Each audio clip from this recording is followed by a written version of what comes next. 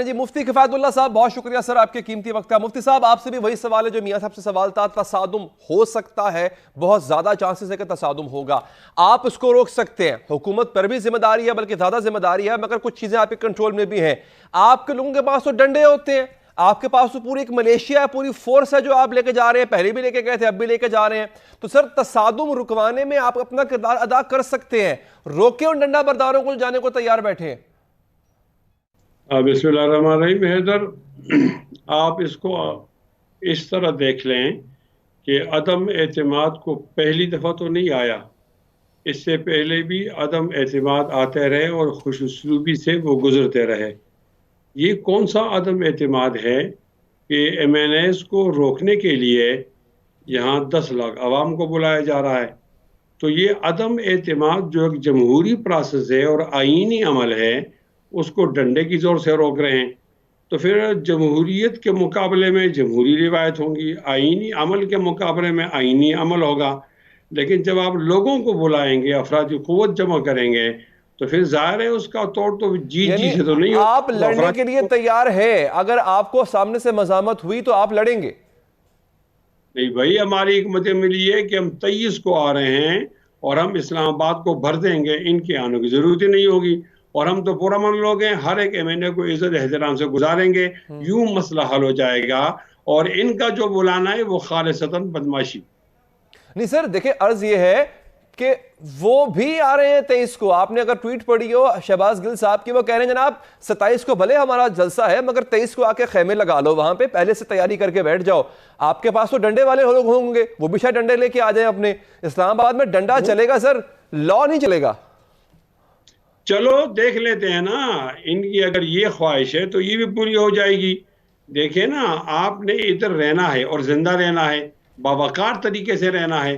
جب ہم ایک جمہوری عمل کا راستہ روک رہے ہیں جمہوری عمل سے اور عدم اعتماد لا کر وزیر اعظم کو ہٹا رہے ہیں, تو وزیر اعظم اپنی کرسی کے لیے گلی گلی کوچے کوچے کیوں لڑائی کرنا چاہتا ہے؟ دیکھیں سر بات یہ ہے مولانا صاحب, بات یہ ہے آپ کا یہ دعویٰ ہے کہ بندے آپ کے پاس پورے ہیں, ٹھیک ہے, حکومتی اپنے بندے آپ کے ساتھ ملنے کو تیار ہیں, سو تو آرام سے جائیں, ووٹ ڈالیں, وزیر اعظم کو گھر بھیجیں اور واپس آ جائیں. یہ مارچ, یہ بندے, یہ ڈنڈے والے لوگ لے جانے کی ضرورت کیا ہے آپ کو؟ تو پھر آپ ان سے کہہ دو نا اپنے اعلان واپس لے لیں. ہم نے تو پہل نہیں کی نا سر, وہ کرتے رہے جلسے, سر وہ 10,000 جلسے کریں. دیکھیں نا, ان کے جلسہ کرنے سے ان کا عدم اعتماد بچ تو نہیں جائے گا. اگر آپ کے پاس بندے پورے ہیں تو وہ جائیں گے گھر اپنے, بھلے وہ لاکھ جلسے کریں. وہ راستہ روک رہے ہیں پارلیمنٹ کا, کیا کہہ رہے ہیں آپ وہ پارلیمنٹ کا راستہ روک رہے ہیں, ایم این ایز کو نہیں جانے دے رہے ہیں. پہلے دعویٰ نہیں بولا انہیں ہمارے ایم این اے پر. اس طرح ہمارا جو مجمع ہے وہ راستہ کھولنے کے لیے آ رہا ہے, ان کا مجمع جو ہے وہ راستہ بند کرنے کے لیے آ رہا ہے. دیکھو آپ نے ادھر ہی رہنا ہے نا, میں ان کو آپ کے چینل کے حوالے سے یہ پیغام دیتا ہوں, وفا کرو گے وفا کریں گے, جفا کرو گے جفا کریں گے, کرم کرو گے کرم کریں گے, ستم کرو گے ستم کریں گے.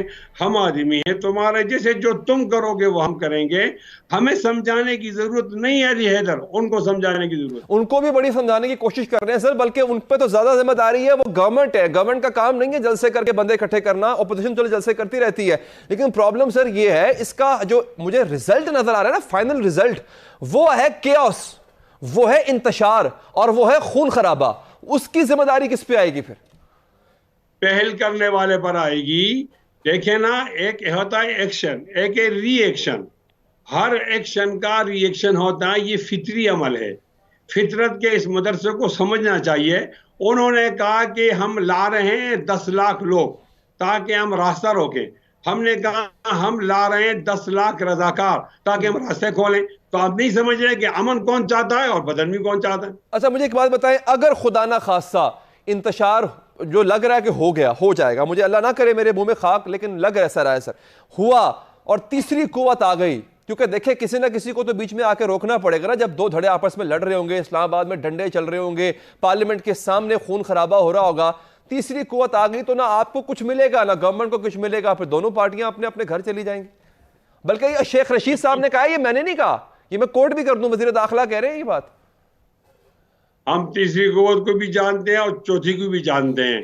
ہمیں نہ ڈرایا جائے, عدم اعتماد کو پرامن طریقے سے ہونے دیا جائے. مسئلے کا حل یہی ہے. اگر وہ لوگ بلائیں گے تو ہم دوسری قوت سے مقابلہ کرنے کے لیے تیار ہیں اور تیسری سے مقابلہ کرنے کے لیے تیار ہیں. جب اگلا آدمی خود فریق چاہتا ہے کہ بدامنی ہو تو پھر ذمہ داری تو ان کی ہے. سر تیسری قوت تو آئے گی صلح کروانے کی, آپ کو لڑائی سے روکنے کے لیے, تو آپ اس سے بھی لڑ پڑیں گے. نہیں, اس دفعہ ذرا پوزیشن اور ہے نا, وہ اچھا صلح کی بات نہیں ہوگی. اس دفعہ پوزیشن اور ہے, آپ بھی سمجھتے ہیں. نہیں میں واقعی اس نہیں دفعہ سمجھتا, مجھے ذرا سمجھا دیں اس طرح کی پوزیشن کیا ہے. میں آپ کو سمجھاتا ہوں نا. ایک آدمی کو لایا گیا ٹھپے لگا کر. اب وہ لایا گیا, ہم نے جمہوری طور پر ان کے لوگوں نے عدم اعتماد کیا جن لوگوں نے ان کو وزیر اعظم بنایا. ایم این ایز کا عدم اعتماد ہے. اب ایم این ایز کے عدم اعتماد سے کیا ہوگا؟ وزیر اعظم گھر چلا جائے گا. یہ کوئی بڑی بات تو نہیں, پہلے وزیر اعظم آتے رہے گھر چلے جاتے. اس کو تشدد میں کون تبدیل کر رہا ہے؟ وہ تبدیل کر رہے ہیں. لہٰذا اس پہ نہ دوسری قوت سے ڈرایا جائے نہ تیسری قوت سے ڈرایا جائے. ٹھیک طریقے سے ان کو کہہ دیا جائے کہ عدم اعتماد کے پروسیس کو پرامن طریقے سے رہنا. اچھا, لیکن کیا دوسری یا تیسری قوت نے آپ کو تو کسی قسم کا پریشرائز نہیں کیا نا سر؟ پی ڈی ایم کو, آپ کی جماعت کو کسی قسم کا انہوں نے نہ کوئی اثر رسوخ استعمال کرنے کی کوشش کی؟ وہ تو نیوٹرل بیٹھے ہوئے ہیں بالکل. بس یہ تو آپ کہتے ہیں نا نیوٹرل بیٹھے ہوئے ہیں. میں سمجھتا ہوں کہ ان کی مرضی کے بغیر عوام 10 لاکھ کا اعلان یہ کر ہی نہیں سکتے. یہ غنڈہ گردی ہے. اب غنڈہ گردی میں اور امن کی بات میں فرق سمجھیں نا. آپ کیوں نہیں سمجھتے؟ قوم کو بھی سمجھائیں کہ جب عدم اعتماد آیا, یہ ایک پروسیس تھا جمہوری, تو ٹھیک تھا. اور عدم اعتماد کے دن 10 لاکھ لوگوں کو لانے کا مقصد کیا ہے؟ یہی مقصد ہے کہ پارلیمنٹ کو گھیرا جائے اور اگر وقت پورا ہو جائے اور ایم این اے نہ پہنچے تو یہ بدماشی کریں گے تو لوگ پھر ان کو ایسے نہ چھوڑیں گے. سر ان کی مرضی کے بغیر تو پھر بڑے ایسے گروپ ہیں جو ایکٹیو نہ ہوتے. ان کی مرضی کے بغیر تو آپ کی پی ڈی ایم میں کچھ ایسی جماعتیں ہیں جو عدم اعتماد کے لیے راضی نہ ہوتی. ان کی مرضی کے بغیر تو شاید آپ کے ساتھ بھی لوگ نہ آتے. تو ان کی مرضی اگر ہوتی تو بڑا پرابلم ہوتا آپ کو بھی. اس کے وہ تو نیوٹرل بیٹھے ہیں سر اس معاملے میں بھی. میں اس وقت دیوار کے پیچھے بات نہیں کر رہا, دیوار کے سامنے بات کر رہا ہوں, اور وہ یہ ہے عدم اعتماد پیش ہو گیا ہے. 28 تاریخ اس کی ووٹنگ ہوگی. اس ووٹنگ میں ایم این ایز کو نہیں روکا جائے, کوئی نہیں روک سکتا, قانون یہ ہے. اس کو روکنے کے لیے لوگ جمع ہو رہے ہیں. ہم اس کراؤڈ کو ہٹا کر ایم این ایز کو ایک پیسفل راستہ دینا چاہتے ہیں. اچھا ٹھیک ہے. اس کے لیے انصار الاسلام کا استعمال کیا جائے گا سر؟ نام آپ جو بھی استعمال کریں, ہم نے آنا ہے. اب میں نے آنا ہے اس میں اسلام آباد, تو چاہے میں بائی سائیکل پہ آؤں, چاہے میں موٹر میں آؤں, چاہے میں پجاروں میں آؤں, یہ کوئی بات ہوئی. وہاں پہنچنا ضروری ہے اور اس عدم اعتماد کو مکمل آئینی طور پر پورا کرنا ضروری ہے. اچھا سر, یہ بتا دیں کہ آپ کی وہ فورس جو کہ سیکیورٹی دے گی ان ایم این ایز کو جو آ کے ووٹ ڈالنا چاہتے ہیں, ان کی تعداد کتنی ہوگی؟ کیا ان کے پاس کس طرح کا ان کے پاس سامان ہوگا؟ کیا کریں گے وہ؟ کیسے روکیں گے جو پہلے سے موجود مجمع ہوگا وہاں پہ اس کو؟ ہمارے یہاں 2 قسم کی تیاری ہوتی ہے جی. ایک تیاری ہوتی ہے ایمرجنسی کے طور پر, اچھا, اور ایک تیاری ہوتی ہے مستقل عام حالات میں. عام حالات میں تو ان لوگوں کی تعداد ہے 10,000. اچھا, اور وہ 10,000 ایسا ہے کہ ان کی ٹریننگ بھی مکمل ہوتی ہے, ان کو لاٹھی کس طرح چلانی ہے, گاڑی کس طرح نکالنی ہے, یہ سب چیزیں ہوتی ہیں. اچھا. لیکن جب ایمرجنسی آ جاتی ہے تو اس کے پیچھے پھر 90,000 اور لوگ ہوتے ہیں. اس طرح تقریباً یہ 1 لاکھ بن جاتے ہیں. اگر ہمیں بڑا اجتماع کرنا ہوتا ہے تو ہم 1 لاکھ لوگوں کو بلاتے ہیں. چھوٹا اجتماع کرنا ہوتا ہے تو 10,000 کو بلاتے ہیں. اس لیے ہماری وہاں تیاری مکمل ہے, کوئی ٹینشن کی بات. اچھا, یعنی یہ جو تقریباً 1 لاکھ کا آپ نے بتایا ہے سر ایک فگر, یہ پراپرلی ٹرینڈ ہوتے ہیں سر؟ ان کے پاس ڈنڈے ونڈے بھی ہوتے ہیں اور ٹریننگ پوری ہوتی ہے؟ ہاں, یہ ٹرینڈ ہوتے ہیں. ٹریننگ تو ان کی ہوتی ہے اسلحے کی.